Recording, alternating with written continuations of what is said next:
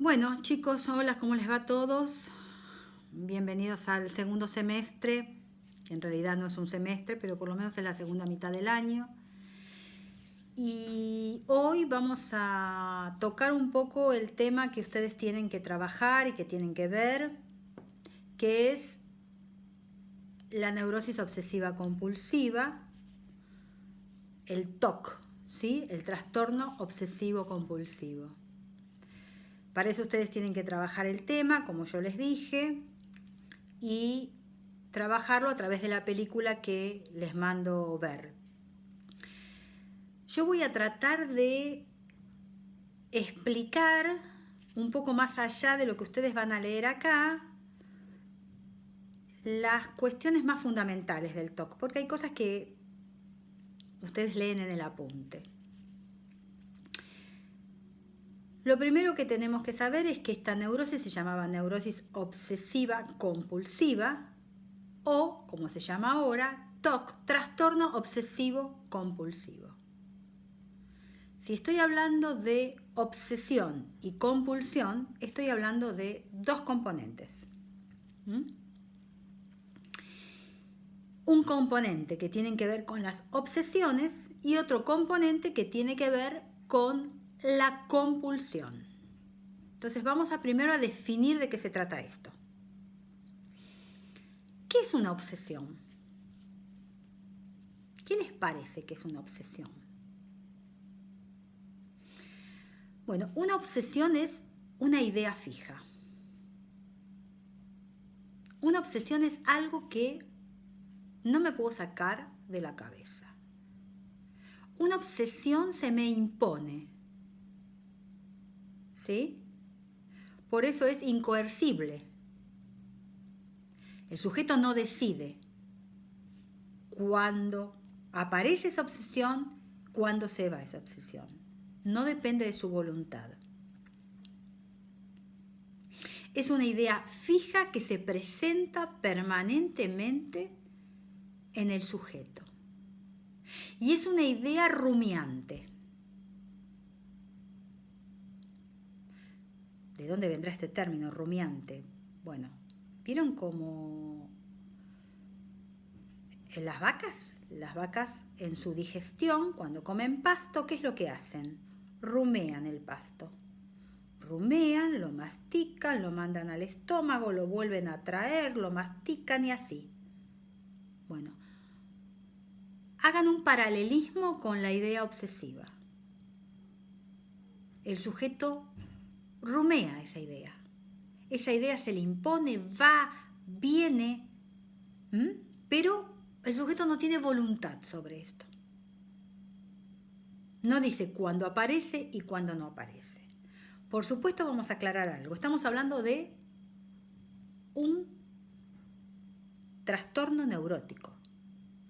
Entonces, piensen en todas las características de las cuales hablamos de un paciente neurótico.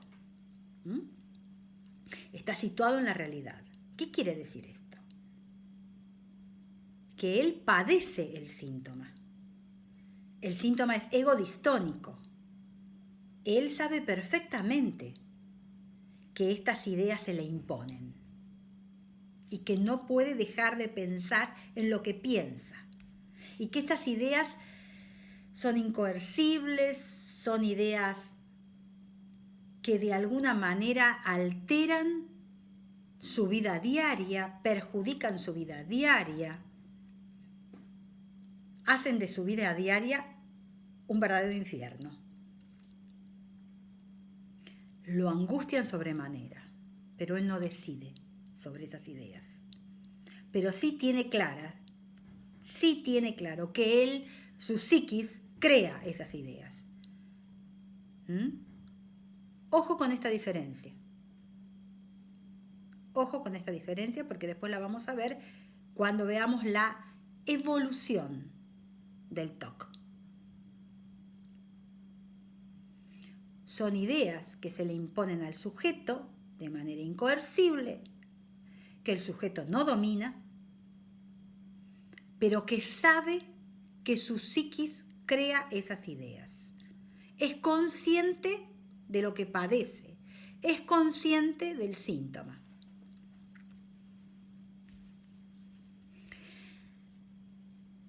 Seguimos hablando de obsesión. Obsesión viene de un verbo que es obserare.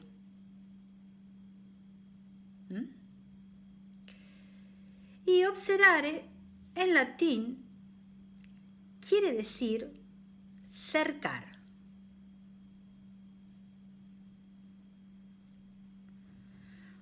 Cuando el Imperio Romano cercaba al enemigo, le hacía un cerco al lugar que quería conquistar. ¿Para qué? Para que no pudieran movilizarse, para que no entrara alimentos, ¿sí? Para mantenerlo cercado, y eso provocaba la angustia, provocaba la imposibilidad de recibir nada de afuera y provocaba el rendimiento del pueblo, que era cercado. Bueno, vamos a hacer este paralelo. Las ideas fijas cercan la psiquis del sujeto, cercan al sujeto, a tal punto que lo anulan, lo vuelven introspectivo. No le permiten pensar nada más que en eso, que es la idea fija, que es la obsesión. Cerca su vida, cerca sus relaciones sociales, cerca su entorno laboral, cerca su entorno afectivo. Lo deja atrapado en estas obsesiones.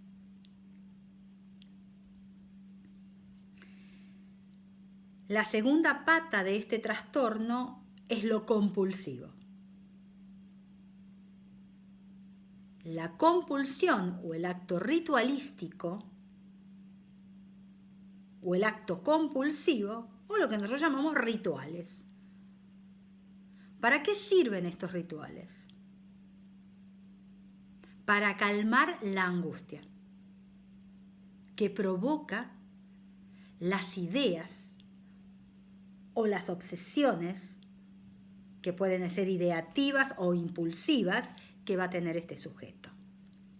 Pero es un círculo vicioso, por eso está cercado, de ahí obserare, obsesión. Y está cercado porque aparece la idea obsesiva. Y cuando aparece la idea obsesiva, el sujeto no puede dejar de pensar en lo que piensa y llega un momento que esta situación lo angustia. Entonces, ¿qué hace para calmar esa angustia? Un ritual, que es la segunda parte, es el segundo componente, el acto compulsivo o ritual. Ese ritual calma la angustia por un tiempo. Vuelve a aparecer esa idea. Vuelvo a angustiarme. Vuelvo a hacer el ritual obsesivo, el ritual compulsivo. Calmo la angustia por un tiempo. Vuelve la idea, vuelven los pensamientos. Vuelvo a angustiarme. Vuelve el ritual. Y así permanentemente. Por eso yo les dije cuando miraron la película que tomaran la parte clínica, porque se supone que es una comedia y que a través del humor tratan de ver lo que es un trastorno obsesivo compulsivo y que hay mucha ficción dentro de la comedia. Pero la persona que sufre de un trastorno obsesivo compulsivo ni se alegra, ni se ríe, ¿sí? Ni se siente tranquilo, ni lo toma con humor, ¿sí? Los temas obsesivos son variados.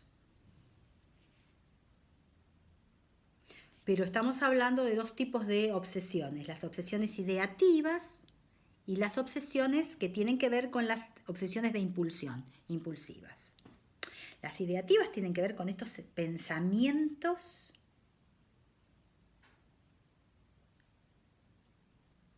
malos, terribles, de que algo va a pasar. Con estas ideas que son abstractas, que son simbólicas, que puede tener que ver con temas filosóficos, metafísicos, religiosos, puede desarrollarse por un objeto, por una persona, estas obsesiones ideativas. Y las otras son las obsesiones impulsivas, que es el miedo a cometer determinados actos, determinadas acciones.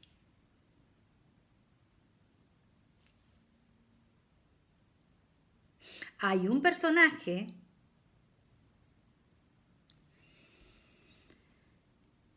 en la película que tiene ambas. No les voy a decir cuál porque ustedes tienen que analizarlo. Que tiene ambas. Y se puede tener ambas. ¿Sí? En cuanto a los ritos obsesivos, estos rituales que sirven para calmar un poco la angustia.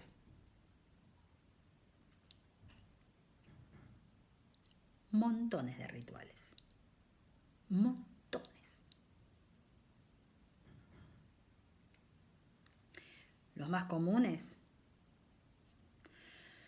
los rituales de verificación. Cerré, no cerré, apagué la luz, cerré la llave, dejé algo abierto. Lo haré, no lo haré, la duda. Permanente, la manía de la duda o la manía de la verificación, como decimos nosotros. Los rituales que tienen que ver con los rituales higiénicos.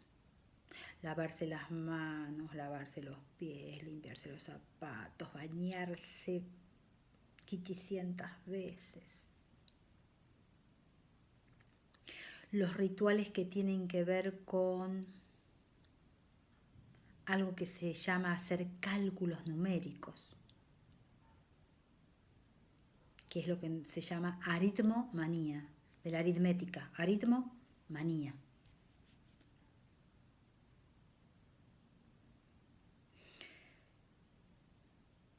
Y lo que tiene que ver con la onomatomanía, que es repetir frases, repetir vocablos, repetir las últimas palabras.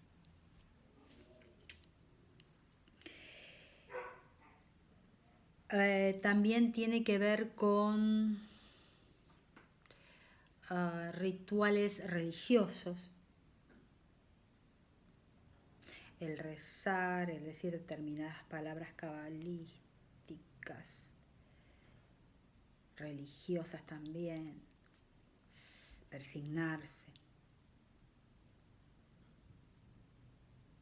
rezar el rosario 500 veces. Causas, motivos. Algo malo va a pasar si no lo hago. Algo va a ocurrir.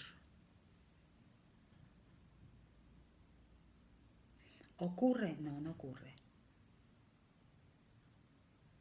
Pero el pensamiento es cabalístico.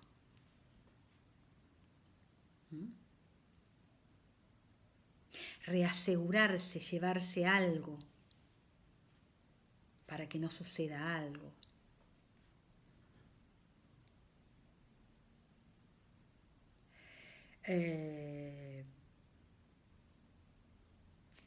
Como le pasa a Otto, uno de los personajes, pisar determinadas baldosas o no pisar líneas, o pisar en la junta de las 4 baldosas. Infinitas variedades y posibilidades tengo ahí. Lo que tienen que saber es que ese ritual sirve como una manera de reasegurar, de calmar la angustia y de reasegurar que nada malo va a pasar. La persona que sufre de TOC necesita una estructura, estructurar y ordenar el afuera. Porque si no tiene esa estructura y ese orden en el afuera, algo malo sucede. Hay un caos interno y para ese caos interno necesitan reasegurar y que todo sea perfecto y simétrico. El ritual del orden, el ritual de la simetría.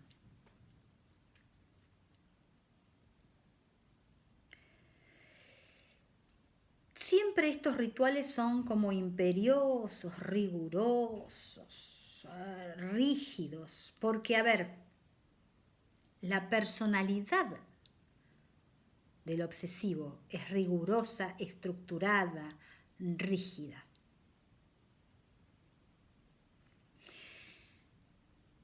Es la neurosis más grave, es la neurosis más difícil de tratar, es la neurosis más estructurada, porque cuando llegan a tratamiento ya ha pasado, se estructura en la infancia, generalmente se hace visible en la pospubertad o en la adolescencia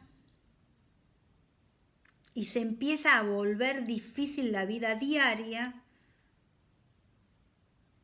propia y de las que conviven con el otro. Lo que pasa es que muchas veces hay rituales que son tan silenciosos que hasta la propia familia no se da cuenta. Hasta que ese tipo de pensamiento, conjuntamente con el acto compulsivo ritualístico, se vuelve tan permanente que el sujeto termina no pudiendo ir a trabajar, no pudiendo hacer una vida diaria, no pudiendo relacionarse con el otro.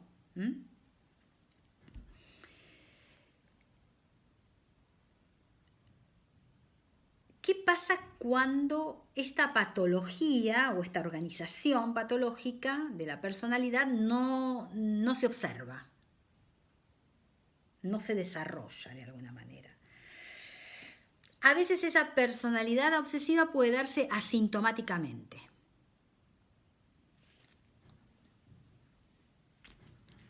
Sin que se notan demasiado los síntomas y sin que aparezca visiblemente.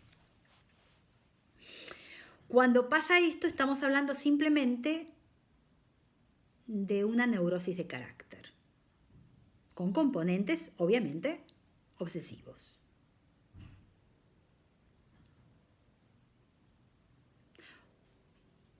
Porque una cosa es la personalidad de base, creo que yo ya lo dije, lo vuelvo a repetir, que puede estructurar una neurosis de carácter, y otra cosa es padecer la patología. A ver, ¿cómo es la personalidad de un obsesivo?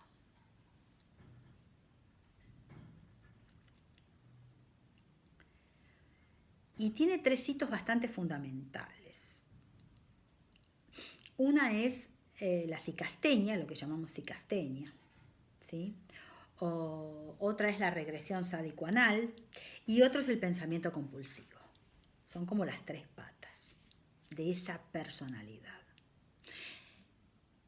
¿De qué hablamos con la psicasteña?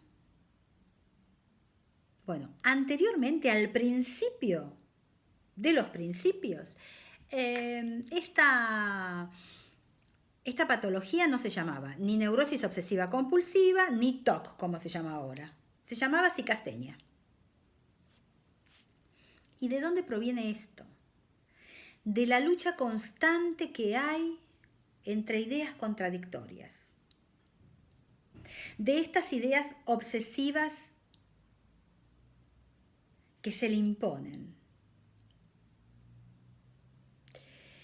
Y esto, a ver, produce en el sujeto una fatiga psíquica y física constante. Porque estas ideas son permanentes. no puedo salir de ahí, no me dejan pensar más allá que en ellas. Y el sujeto tiene una sensación de sentirse incompetente, incompleto.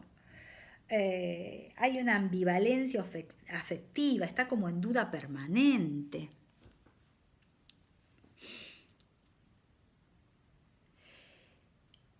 Y esto normalmente produce un cansancio y una fatiga a nivel psicológico terrible. Tan terrible que le impide la vida diaria.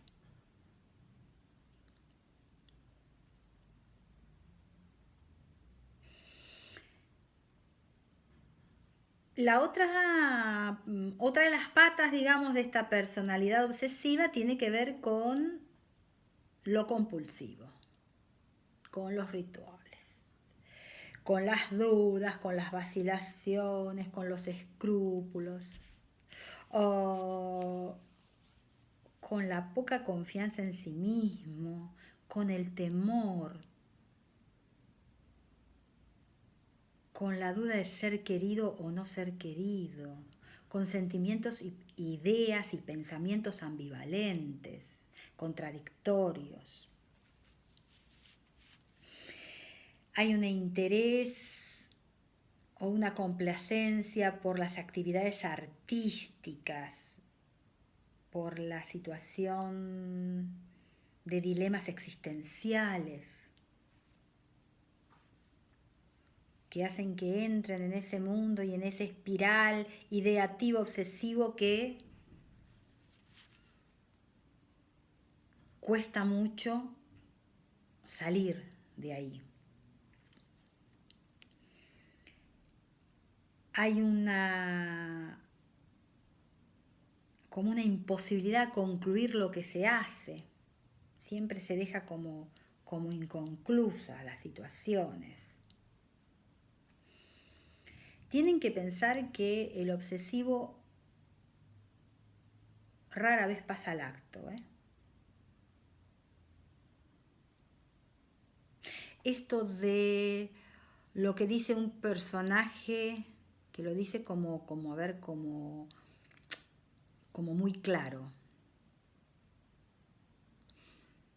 Además de lo que hago, yo tengo ideas y pensamientos que no quiero confesar, porque vas a saber qué van a pensar. Yo hay veces que siento por televisión que alguien comete determinado acto y tengo miedo de cometerlo yo. Y otro personaje le dice, quédate tranquila, nunca vas a pasar al acto. Es un personaje que está más psicoanalizado, que ha pasado por varias terapias. Que es Otto, el personaje.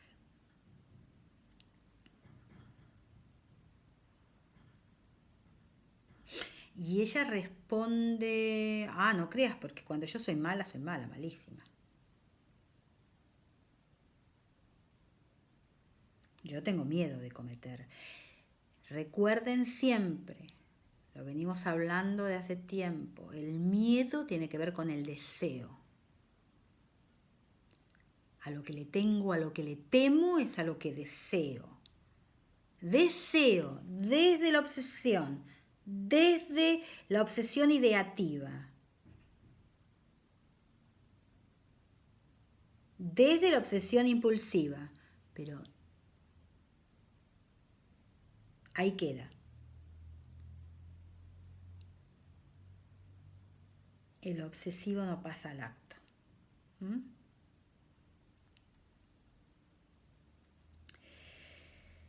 Bien. La otra pata es la regresión sádico-anal. Nosotros ya habíamos hablado de la etapa anal, ¿no? De la etapa sádica-anal. ¿Sí? Bueno, ahí está el conflicto.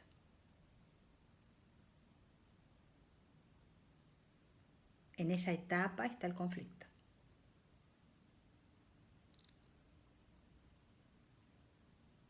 ¿Se acuerdan cuando hablamos que el conflicto era retener o soltar. ¿Sí? Bueno, en este retener o soltar, en esta situación de educación, de someterse a la norma o no, o transgredirla, esta norma impuesta de crianza, de educación, de control de esfínteres, oponerme al deseo del otro y respetar el mío, lo que tengo ganas, o no, ceder a la autoridad del otro. Es la etapa oposicionista, es la etapa donde el bebé empieza a decir sí o no, empieza a lidiar con la autoridad. Y hay como un adiestramiento en este periodo de las tendencias sádicas. ¿Me someto al otro o no me someto al otro? ¿Cumplo con este adiestramiento o no lo cumplo?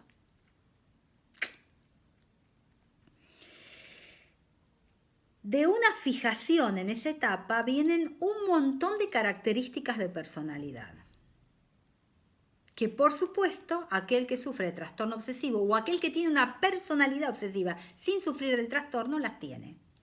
La obstinación, la testarudez, la dificultad de desprenderse de objetos, de personas, el soltar o retener, la acumulación no solo de objetos, de dinero, el avarismo.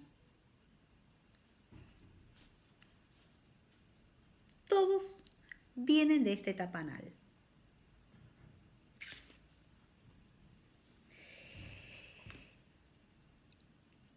Y de alguna manera, la fijación en esta etapa me va a dar, como la fijación en cualquiera de estas etapas, ¿se acuerdan? De desarrollo de la libido, me van a dar una estructura de personalidad.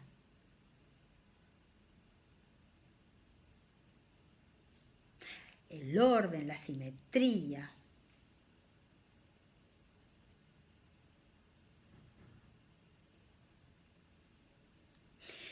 Lo contradictorio, porque nos encontramos, por ejemplo, muchas veces, bueno, yo muchas veces, pero nos hemos encontrado o nos encontramos con casos clínicos donde el sujeto es sumamente obsesivo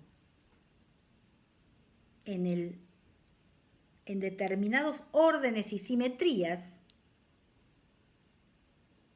y sin embargo, al mismo tiempo, paradójicamente, contradictoriamente,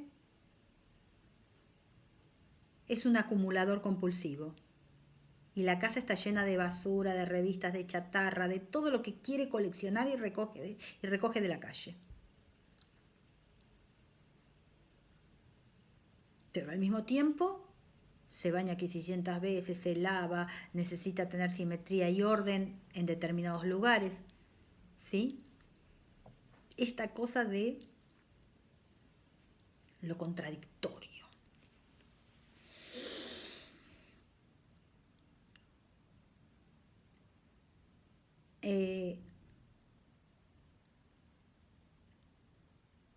Una de las situaciones que tiene como personalidad este tipo de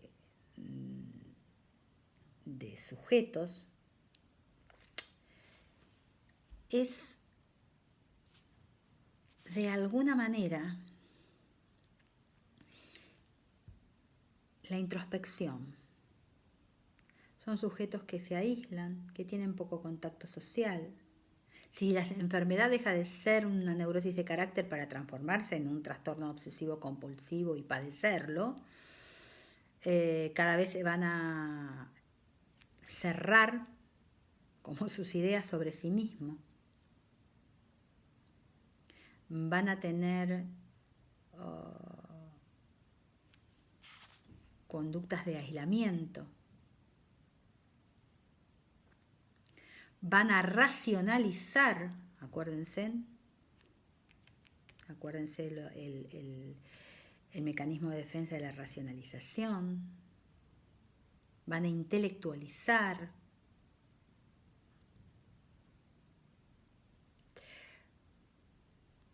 Van a dar detalle con pormenores detallados de todo lo que hicieron durante el día, durante la semana. A veces las terapias se vuelven tediosas con ese tipo de pacientes, porque son minuciosos a la hora. Algunos vienen con anotadores, donde te dicen todo lo que hicieron, desde la última vez que entraron en sesión hasta esta próxima sesión. Pero lo que nunca aparece es el afecto. Lo tienen como tapado. Todo pasa por esta obsesión y por mentalizarse y estructurarse de una manera que nada los perturbe, cuando en realidad todo los perturba, todo lo perturba, ¿sí? Son sujetos estructurados, armados.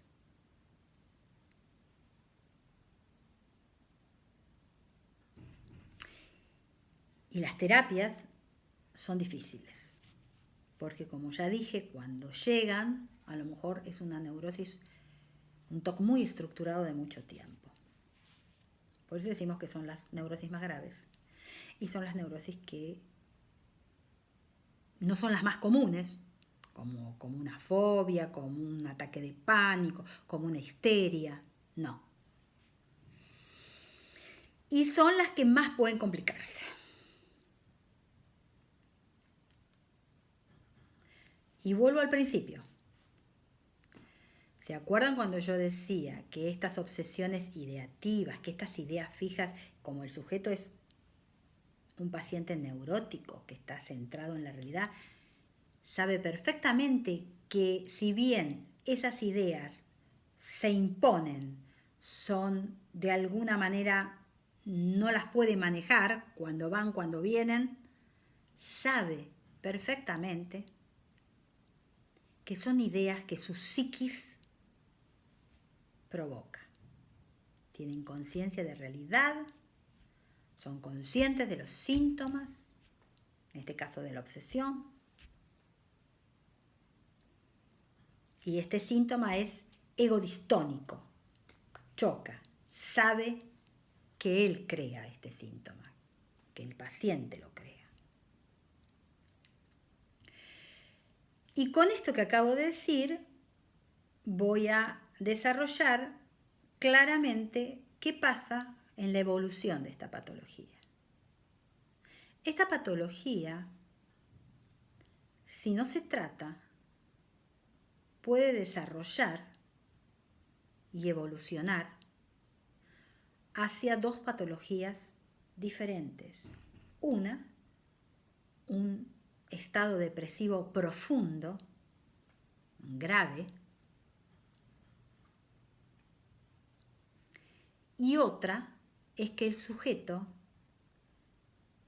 salga de este TOC y evolucione hacia una esquizofrenia, hacia una psicosis esquizofrénica. ¿Por qué?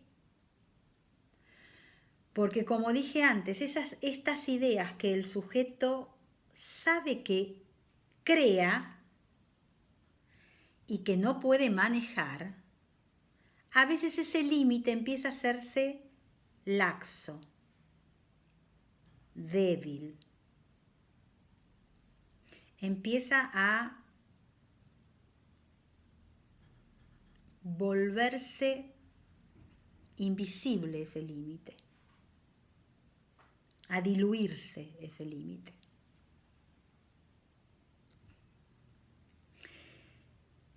Y pasa de un síntoma obsesivo, de una idea fija, que él sabe que crea su mente, a pensar, cuando esto se diluye y se complica el cuadro, que esa idea fija alguien se la introduce en la cabeza, se la introduce en su psiquis. Me están hablando. Son ideas que alguien me mete en la cabeza. Alguien me dice que haga tal cosa. ¿Ven la diferencia? Una cosa es que el sujeto relate todo lo que ustedes ven en la película. Y otra cosa es que un sujeto diga, alguien me mete ideas en la cabeza y me dice que yo haga algo. Ya estamos hablando de delirios o de alucinaciones auditivas. Ya no estamos hablando de un TOC y estamos viendo cómo ese TOC empieza a complicarse y a evolucionar hacia una patología más grave, que es una psicosis esquizofrénica. ¿Sí? Esta es la gran diferencia. Y esto es lo que hay que controlar, si se puede, y evitar. Ahora bien, si yo quiero también hacer una diferenciación, esta es la evolución, las dos evoluciones graves que se pueden dar, una depresión o una esquizofrenia. Ahora, si yo quiero relacionar esta patología, este trastorno obsesivo compulsivo, y diferenciarlo de una fobia, porque tienen cosas en común.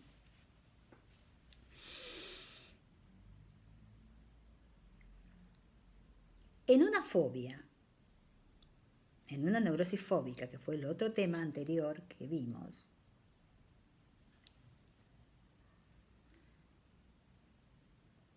el miedo irracional está proyectado en el afuera, desplazado en el afuera, en un objeto o situación. Y entonces el sujeto tiene o desarrolla una fobia a determinado objeto fobígeno o situación fobígena. Hacia afuera lo desplaza. En el caso del TOC, de la neurosis obsesiva compulsiva, del trastorno obsesivo compulsivo, el sujeto desplaza ese miedo y ese temor y lo proyecta en una idea, en su psiquis. No es en el afuera, sino que es en su propia psiquis. ¿Sí? Esta es la gran diferencia con la neurosis fóbica. Ténganlo en cuenta. ¿Sí? Bien. Ustedes con todo con el material que han leído, con este video, van a poder mirar, si ya es que miraron la película, y a partir de acá, cualquier duda que ustedes tengan a través de este video, a través de las preguntas por el chat que tenemos en el grupo de WhatsApp, me preguntan, me dicen lo que no les queda claro y tratamos de cerrar y redondear y disipar las dudas que ustedes puedan tener sobre el tema.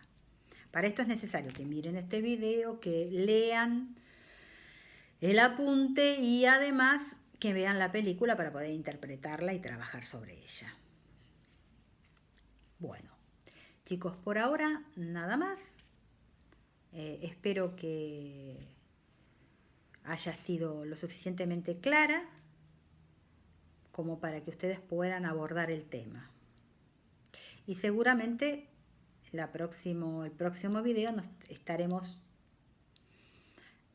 comunicando y viendo la última de las neurosis,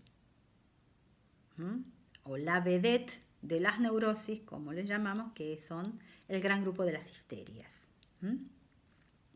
Bueno, por ahora nada más, y nos estamos viendo en las clases, ¿sí? Y a través del video. Les mando un cariño para todos.